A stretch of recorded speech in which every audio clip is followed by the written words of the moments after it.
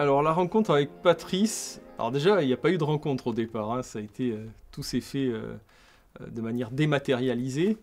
Et il se trouve que j'ai lu le premier album de Patrice, qui s'appelle Le Passager. Et il y a deux choses qui m'ont frappé. C'est premièrement que l'histoire aurait pu se situer en Corse quelque part, puisque c'est assez méditerranéen comme atmosphère, ce que développe Patrice dans son scénario, même si c'est pas explicitement dit où se situe l'action.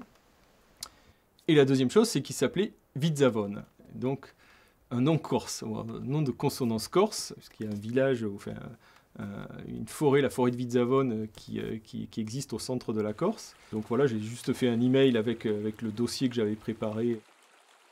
J'ai reçu un mail un matin de Philippe me proposant un projet de scénario. C'est quelque chose d'assez rigolo parce que moi, ce qui m'a séduit dans le projet au départ, c'était quelque chose qui est directement lié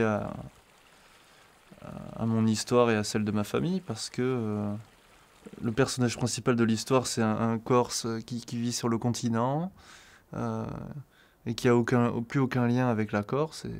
Et donc, du coup, c'est une histoire où il va retrouver ses racines. Et voilà, je pense que c'est un petit peu mon histoire. Moi, je suis d'origine corse, mais j'y suis jamais allé.